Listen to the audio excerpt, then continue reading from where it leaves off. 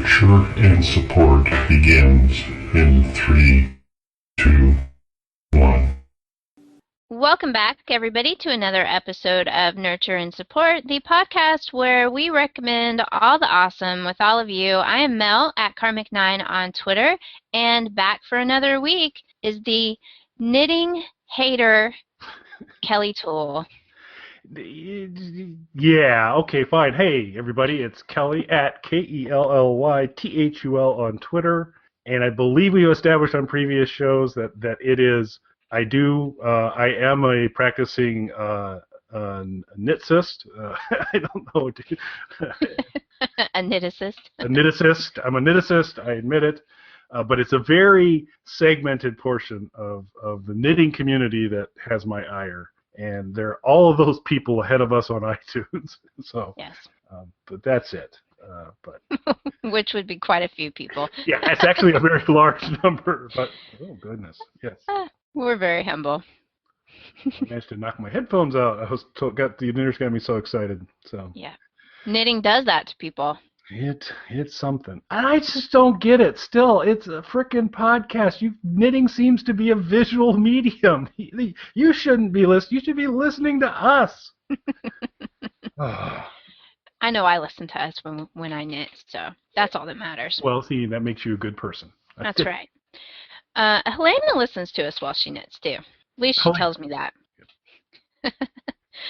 So I think we'll jump right into recommendations this week. My recommendation this week is a game app that is available on iOS or actually playable through a web browser, which I have been playing as we were getting set up for all of this because I haven't tried it in the web browser before. Some of you may have already tried this game out because I believe it was featured on the App Store, and it's called ADarkRoomss. And I have a hard time describing this game to people because it's essentially a text-based adventure game. There are no graphics, really. I mean, there's no cutesy little graphics to it. It's entirely text-based with text-based buttons, basically, that you click. And there's no sound effects. There's no anything. On the app, the only visual clues you get about anything other than the text are one of the things that you have to do in the game is stoke a fire. So the reason that the game is called A Dark Room is when the game starts, you awaken in a dark room. The fire is dead. It's very cold. And the only thing that you can do is click or touch the text that says stoke fire. And the fire roars. And you keep having to do that at the very beginning of the game. That's really all you can do. So you have to do that several times. And then a stranger stumbles through the door and collapses on the floor in front of the fire. So now your purpose is you've got to keep the fire going to warm up this poor stranger and find out who they are and why they've fallen on your floor. Can you stoke the fire with a stranger? No, no. Right. Your only option is to use wood to stoke the fire, which is a problem because you use wood every time that you stoke the fire and you're going to run out. So at the very beginning, in the first few turns, all you can do is stoke the fire, and then eventually you get the ability to go gather more wood in the forest. So you have to do that and stoke the fire until your strange guest wakes up. When she wakes up, you find out that she's a builder, and she can help you build things.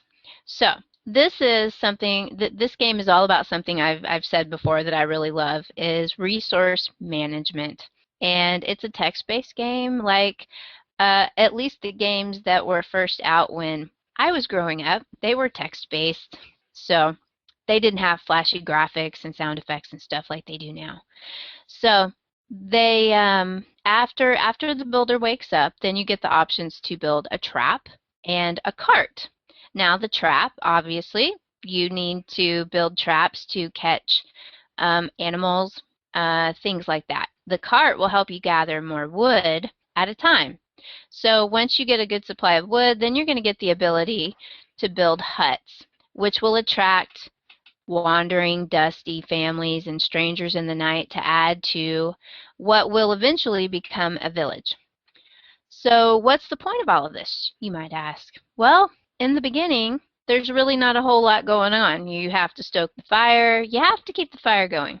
Now, the neat thing I like about the app with this is that when the fire's getting low, the actual brightness on your screen fades out. So the only time that the screen is really bright is right after you've stoked the fire. And then it sort of, it dims with your auto dim kind of function in the phone. So you have to manually go over to another screen, which is where your village is, and tell them to go gather wood and check traps, and you get to adjust when you do this for a while and you get up and you get some villagers. You get to parcel them out to doing different tasks, and as you advance in the game, the builder opens up new buildings that you can get, such as, let me see, after huts you'll get a lodge, which will allow you to get hunters that are bringing in meat. Then you get a trading post where you get to buy a few supplies. Now, the very important thing about getting a trading post is that you can buy a compass. And when you get a compass, then you can travel to go look for resources in other places, potentially get killed because you've left the safety of your hut and your fire. So after you get the trading post, you also get to build a tannery and a smokehouse, which a smokehouse will allow you to smoke meat so that you can have meat to travel with further distances. And eventually you'll get the ability to build a workroom, which will allow the builder to make a weapon, some water sacks, a rucksack for you to carry around. You need a weapon because things are going to attack you when you venture out into the world. I would have rather had the weapon earlier. because I think we've established how I play these games. Because yes. My other question was, can you burn the village? You cannot burn the village. Now, I did not know actually previously that this was a web browser-based game to begin with. The web browser version came out in 2013, and you can find it at ADarkRoom.doublespeakgames.com. And you can, it's designed to just be played in an open tab of your web browser all day while you're supposed to be working, to periodically check in, because you can't just continuously sit there and gather wood. It has to allow a certain amount of time before you can do that and check your traps and do things like that. So why are you gathering all of these resources? Well, because you're going to need you need so much of a certain thing to make something else. To make a spear, you need so much wood and scales and teeth and things like that that you've gathered out of your traps. You'll need to make some torches, which you'll need cloth that you've gathered in your traps as well. And you can also get cloth when you wander out into the big wide world and start killing people. Because you will have to kill a few people because they will try to kill you. It takes a little while to get going, but really not very long till you get to this point where you can leave your village and start trying to figure out what's happening. You don't know really anything very much more than what I've told you at this point.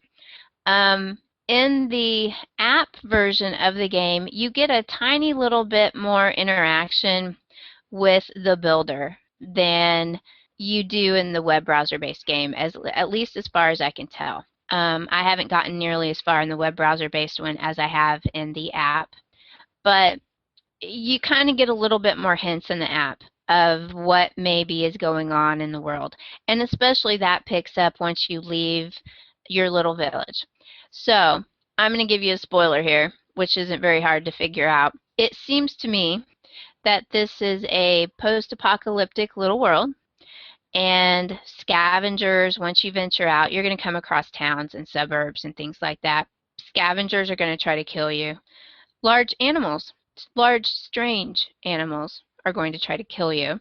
One of the things that you pick up a lot or find in your traps or find when things will get into your storehouse and start stealing your supplies are strange scales, all sorts of things like that.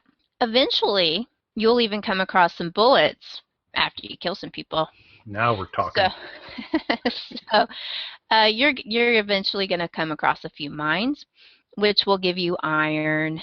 You'll get some coal where you can make steel weapons and steel armor, all sorts of things like that as you're trying to figure out what is going on.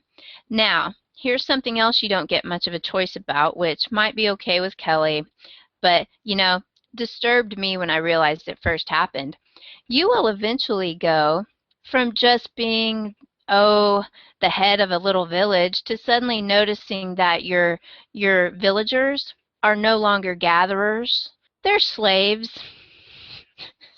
So you've become a big dictator. And can I make them call me the Kelly? No, you're very limited in what you're able to make them do. But since so much of this game is actually played in your own head, they can call you the Kelly. Okay. So you don't get much of a choice about turning your people into slaves, which disturbs me a little bit because I don't want to play my post-apocalyptic future out as some slave-driving horrible person in the forest. But I didn't get a choice. You could be a nice slave driver. Somehow from how the builder looks at me with disappointment and tears in her eyes, I'm thinking I'm not a very nice person. So I've often wondered why the builder is sticking around, much less bringing me back to life when I die. So if you like these kind of things, as I have exhibited clearly in the past that I do, I love resource management type games. Different little tragedies will befall you, especially in the beginning. Your little settlement will get attacked by beasts, and they will often kill off a large portion of your population that you will have to spend time building back up. Occasionally, large beasts will also break your traps up. And in the beginning, they can possibly break up all of your traps, which means you have to use resources to rebuild all of your traps. So basically the point after you get up to this is finding more supplies, gathering enough resources to build the equipment that you will need to venture further and further out, and eventually get to a place where I don't want to spoil too much for everybody, but eventually get to a place where there may be soldiers with guns who will probably kill you. So that's kind of the gist of it. It's a long hard road to find out what this story is about. Now, for any of you out there who have already played this game, they have come out with a prequel to the game called The Ensign to kind of tell the story of what happened before you wake up in a dark room. So I've really enjoyed this game. I don't know if I've properly conveyed kind of how much I like it. It's a game you pour quite a bit of time into, but it's not difficult or anything. It's designed. It's kind of like the best of a phone type game in that you can have it on your phone. You can check it every 10-15 minutes if you want to, gather more resources, and it takes 2 seconds, and you're back to working like you're supposed to be doing. And you'll get through the story pretty quickly. And it's an interesting story. I like it. It keeps you going with just enough little hints about the world around you that, for me, who loves post-apocalyptic type stuff and resource management games, it kept me playing for a really long time. So I've had this game for a long time, and I hadn't actually tried to play it. So I've been trying to actually clean up a lot of the unused apps on my phone and rediscovered this one again and started to play it and quickly got sucked into it. So it's 99 cents on the App Store, or it's completely and absolutely free for you to play in the web browser. which is a very, very similar experience to the app. I do prefer it on the app a little bit more, just because, but it's a very similar game in the web browser. And I think if you like this sort of thing, you'll enjoy it. You'll enjoy opening up a tab while you're supposed to be at work working and be able to click a few buttons and check some traps and venture out into the wild and attack people with your bone spear until you get a sword, and then you can get a sword. Nice. So A Dark Room on the iOS App Store or in the web browser at adarkroom.doublespeakgames.com. Very cool.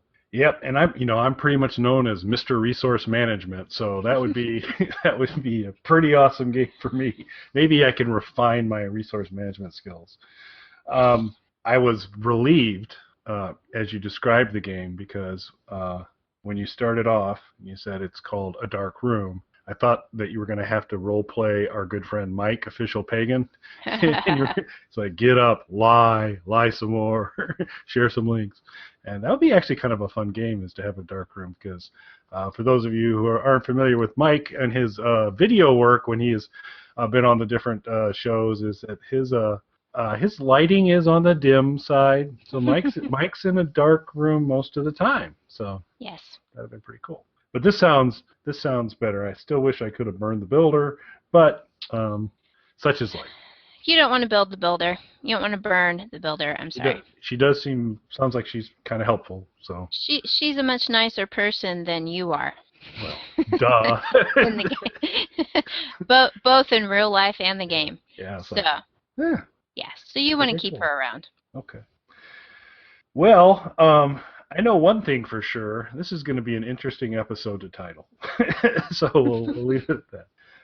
Okay. But because we'll go ahead and go into my recommendation, and of course, anybody who's been a long time nurture and support listener knows that I can always be counted on for recipes. So yes, I'm going to offer a recipe today and some food thing. And the cool thing, this is really good, really easy, and doesn't require a lot of ingredients. And I know you're a vegetarian, Mel. Now, I don't know if you're like a Shiite vegetarian or Shiite vegetarian. and so like I don't know if it's like, so is shrimp off the table? Yes, I am for everyone out there. Technically, I am an ovo-lacto vegetarian, which means I will eat dairy and eggs, though I am a little bit lactose intolerant, so I really don't do dairy. I will occasionally have eggs, given that I also have chickens. So I know they're treated well because they eat pretty much better than I do. There you go. Cool. Well, so I think this will even work for you in a little different way, but there is shrimp involved for those of us who do eat seafood. Who eat the sea critters. That's right. The stinky little things. with the teeth that we were given, incisors and canines. I can't get over the smell of seafood. I've never been able to hack seafood. Yeah. It's a unique scent, that's for sure, but it's often worth it. But so what my recommendation is, it's actually called lemon pasta with roasted shrimp. And my hunch is you could just go the lemon pasta route on this if you wanted to. A little starchy, but I still think it'd be actually a pretty good flavor. I'm good at substituting things. Okay. Yeah. So the ingredients, and so I'll give the full recipe, portions and all that. But if you cook to the dimensions I provide you here, you will have a gigantic amount of lemon pasta to deal with. If you're looking to feed upwards of 4 or less people, I'd recommend having this recipe as you go through. So we'll in the notes, I'll make sure that we give everybody that clarity on that.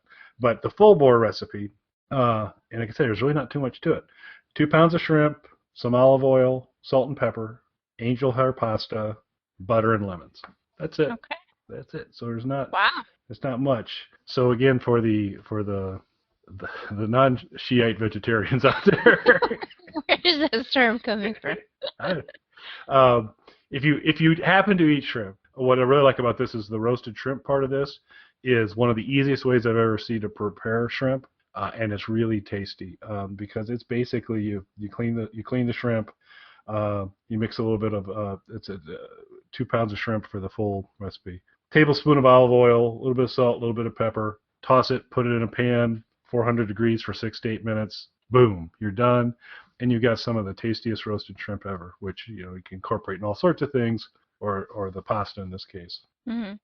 The pasta, you get it going, get the water to a rolling boil, and you put the angel hair pasta in for 3 minutes, and so it's a little al dente, and you're done. Then you mix in the butter, a little bit more olive oil, about a quarter cup of the reserved pasta water in there. You mix in the shrimp, salt and pepper, and you take 2 lemons, you zest them, you throw in the zest into the mix. You squeeze the lemons to get the lemon juice out of them. You put the lemon juice in there. You toss all of that together, a little more salt and pepper, and you're done. So it's really, in terms of prep, not hard. So for you, you get to skip the whole roast the shrimp part. And you just, it's 3 minutes for the pasta, lemon, olive oil, salt and pepper. And it's just, the lemon pasta is just such a nice flavor, and it's just it's kind of a nice variant from doing the meat-based sauce or tomato-based sauce for pasta on that. So stumbled across it a while back, really liked it because it was incredibly easy to put together. The front part of it, the shrimp side of it's just awesome for if you're doing shrimp for other purposes. Quickest and easiest way I've ever seen to make shrimp together.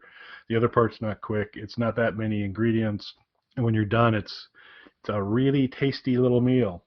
So we will provide that recipe out on the podcast blog and that information. But and I've been wanting to recommend this one for a while. And, so there you go. Yeah. Lemon pasta for me. I think I would probably have to add some sort of legume to it. Give it a little protein. I think that would be good. Yeah. And your bean salsa is a big hit at my house. So we made it again at New Year's. Yeah, it is. It's nice. I really do. I do like it. And this is like I said, both of them is like the bean salsa one too. Not a tremendous amount of culinary expertise required to execute it. It's like open the cans, put the cans in there, and mix it up. So it's not too bad. So good. Yeah. Well, I'm glad folks liked it over the holidays. Pretty cool. Yeah. So if y'all are new to us and you've missed that, Kelly recommended a bean salsa. His other recipe that he has recommended on the show. You can get to it by going to the recommendation page. I might throw a link in to it to remind everybody, but it's a really good recipe, and I like the way this one sounds too. I don't do a lot of pasta dishes, so that sounds actually really good. Yeah, and it does recommend angel hair pasta, but you can get smart on that too in terms of some of the. You can get kind of the lower carb wheat, or there's different kinds of stuff. If I'm a rotini person myself. It's easier to eat.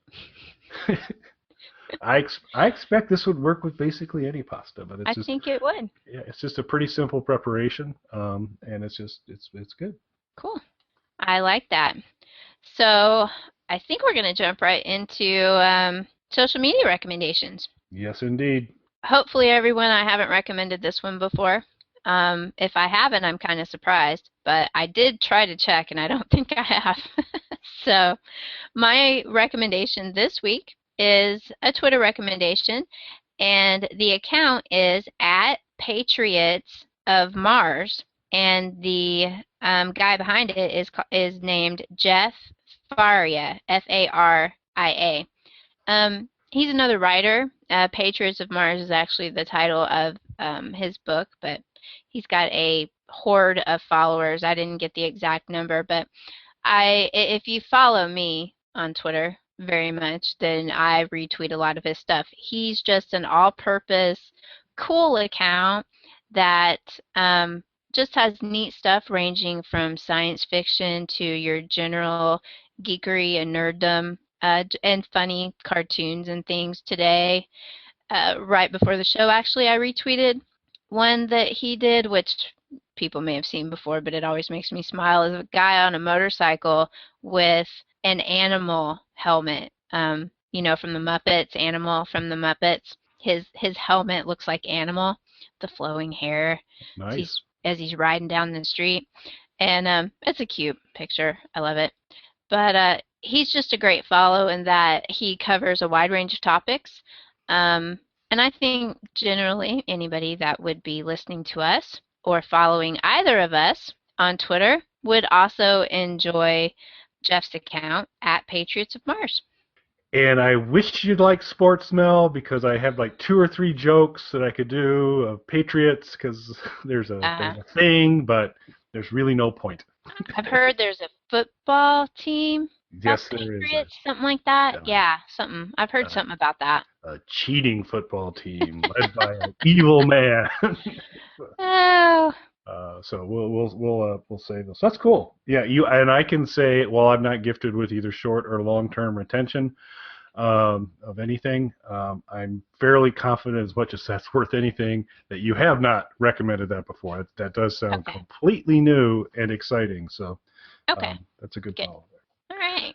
So I'm going to recommend Scott McDonald as my follow. Scott has a long-time bad sci-fi movie fan, Snark Alec, was a loyal Snark Alec radio listener, fun guy, but his Twitter handle is at Scott McDonald, as in old McDonald, Scott McDonald 3, and no underscores. Scott has a good judgment not to use those, so it's Scott McDonald 3, all one word.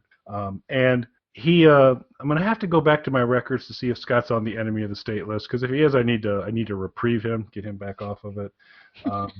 I was shockingly enough, I don't know how this stuff happens, but people pick on me, and there were people picking on me at work, and I was complaining about it, and Scotty stood up for me today and said, I was like, because I pointed out that my coworkers hate me kind of like a Kanye Beck hate, and Scott was like, gave me a little pat on the head and said, I like you, guy.